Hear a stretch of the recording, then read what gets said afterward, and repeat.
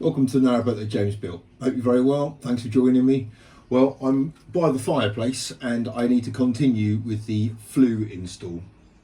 So there's a few things to do.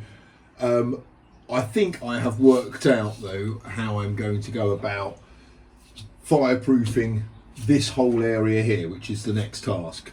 A lot of this insulation has got to be removed, that's fine. But the rules on a single walled flue are quite simple. Combustibles must be no more than 3 times the distance of the diameter of the flue. So the diameter of the flue is 4 inches, so basically I need to be 12 inches away from any combustibles, which means this has got to come back, this some of this ceiling panel. However, that is going to be hidden because I'm going to need to come up with some kind of thing around that area there, which is going to be in the ceiling, which is going to take that obviously, and the same on this wall. So these battens have got to come out, this batten's got to come out, this batten's got to come out, and that batten. I'm going to have to move the battens over this way a little bit, so obviously I need to still secure the wall into it. So I'm going to need some strength here. I might get away with just these 2 battens on either side. I don't have to remove all of this batten. I can take it out to about up to here, and again up to about there. So it's only got to be 12 inches away. This one certainly has got to go because it's kind of all the way in the flue, in line with the flue, and again this top one here. So yeah, quite a bit to do before I can carry on. And then this is all going to be lined with this stuff. So CS calcium silicate board. That's basically going to go along the walls, around the whole area, and the ceiling, the whole area where the flue is going to be. And then on top of that is going to be some metal. I think I might go for a brushed stainless or possibly copper, because it's only going to be touching the CS, so that'll be fine. Well, I've been assured that'll be fine. We'll have to see, but that's only going to be mounted on there, so if it really wasn't good I could remove it, and that's going to be obviously exactly the same on the ceiling panel. The only difference is this is going to be sitting down a little bit, whereas the wall will be flush. So first off, I need to trim out the battens here, and it's got to be 12 inches from the flue, so it's back to this line here, back to here. I've taken the screws out that I can see. I think I've got most of them.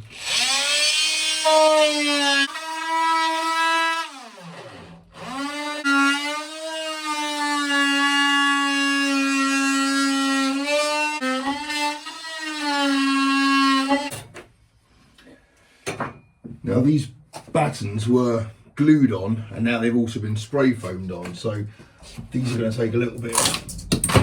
Oh, actually, that was not as hard as I thought. Maybe some of them. No, that one hadn't been glued in. That was just spray foamed in. Okay. I think these ones were though.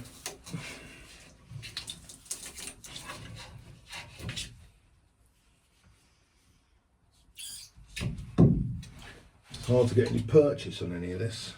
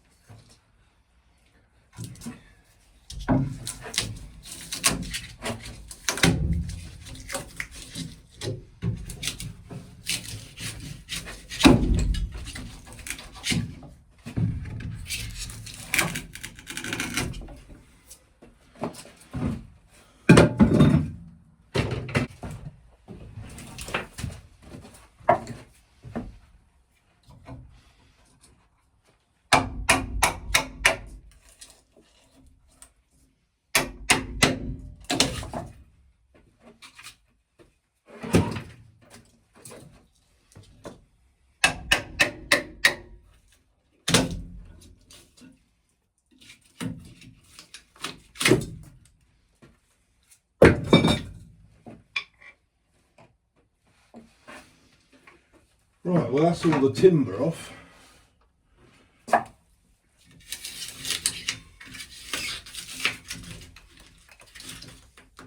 And the case is, how much of this do I need to take off?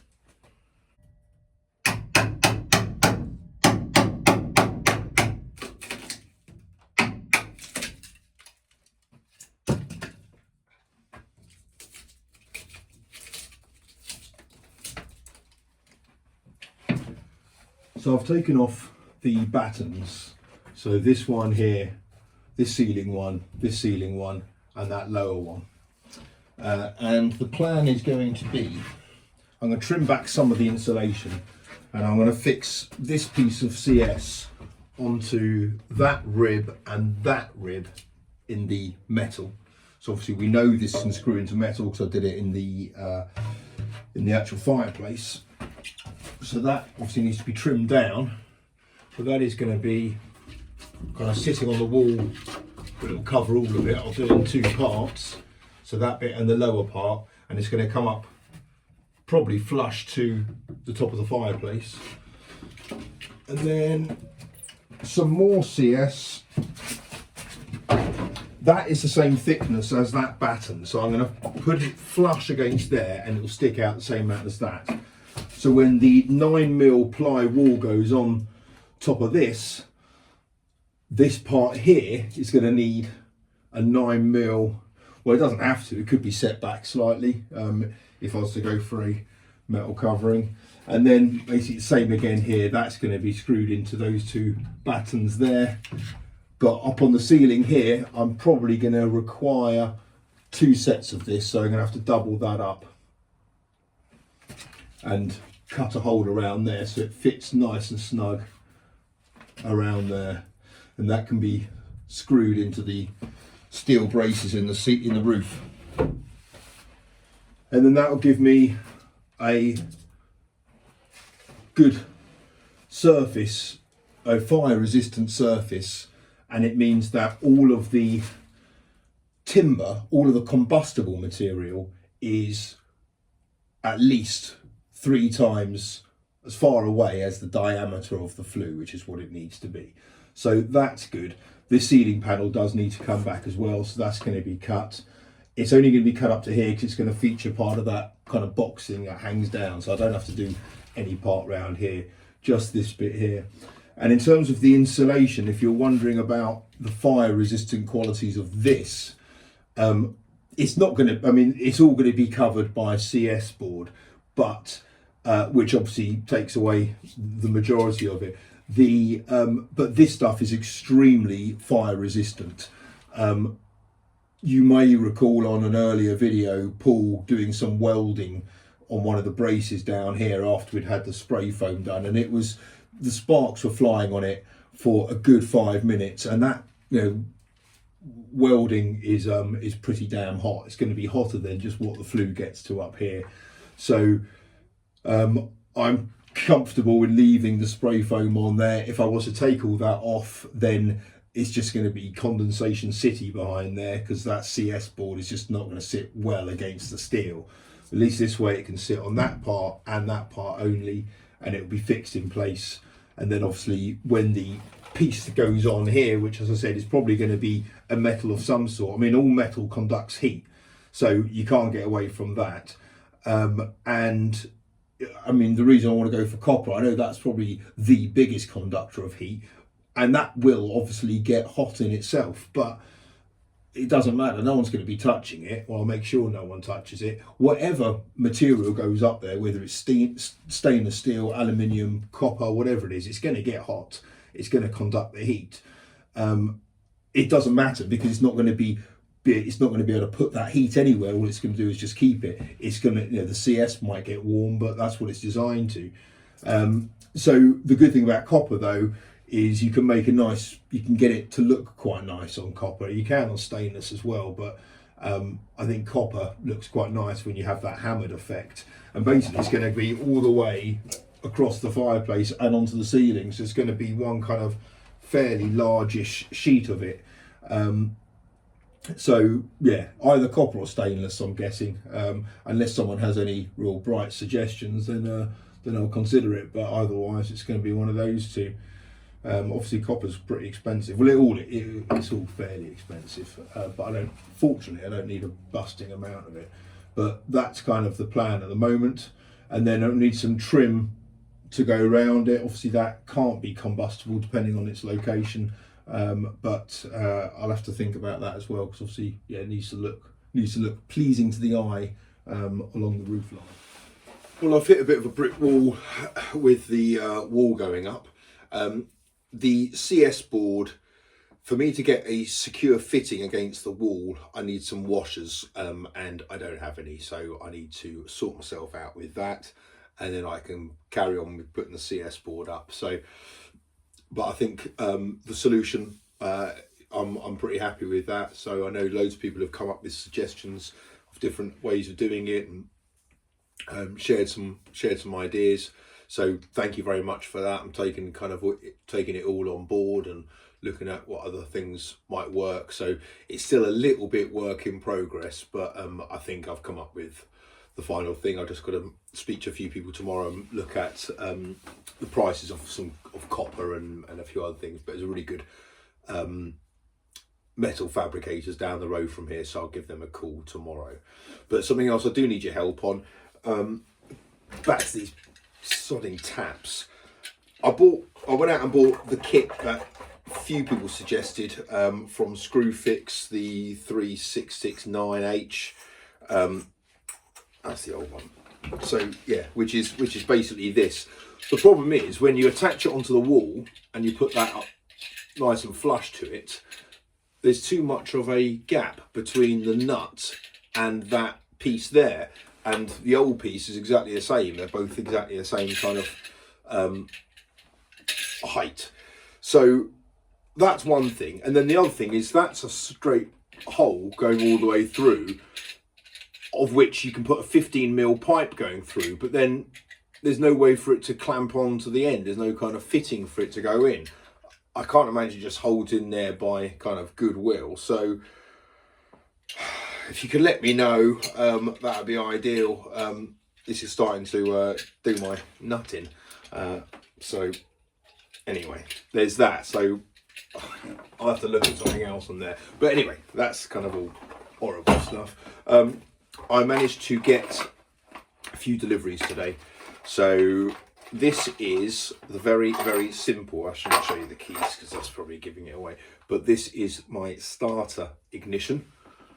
So the guy said it's off a tractor. Well, basically, it's quite simple though. It's made by Durite, but I think it's a Lucas starter anyway, and it's come with two very sophisticated keys. So I think that is literally a screwdriver, or a knife, very thin knife. But anyway, that's how that works. So I'll give that to Paul tomorrow. And then thanks to Clive W, he sent me this. I've got to be careful with where I locate this on the boat or in any kind of capacity. This may give it away. Yeah, as I said, I've got to be careful with where I put that. So obviously living on the water, one of the major hazards is the water itself and dropping stuff into it. So Clive, in his wisdom, has decided I need a long rope with a hook at the end, and at the other end of the hook, obviously, it's a magnet.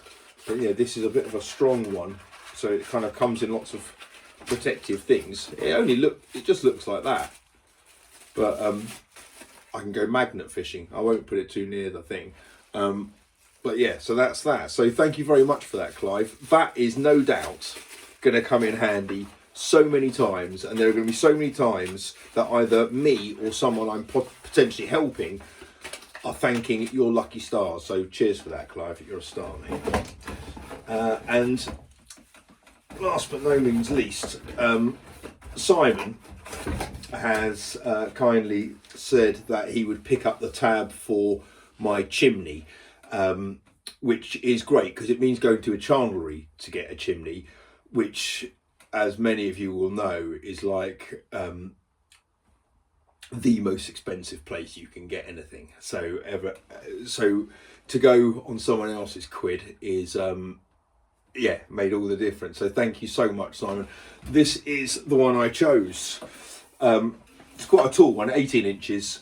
It's a insulated one, and you can either just get a single or an insulated one. You don't have to get an insulated one because you've got an insulated flue, or you don't have to get a single one because you've got a single flue. This just sits on top of the collar.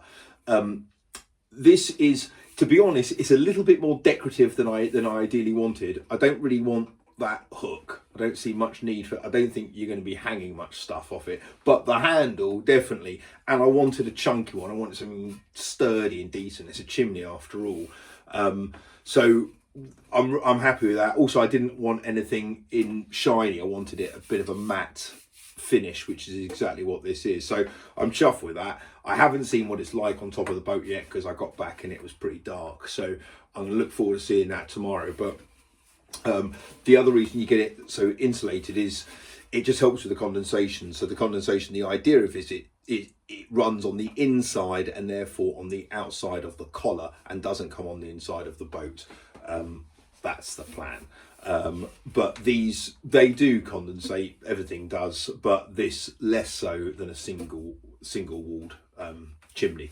So there's that, and there's a little hat thing that goes on the top of it, which I've also acquired. So yeah, thank you very much, Simon. That is going to make the world of difference to the appearance on the outside, firstly, but secondly, when the fire is roaring away in hopefully a day or two, because I'm looking forward to, and one of you will know the reason for this, I'm looking forward to my roast this Sunday.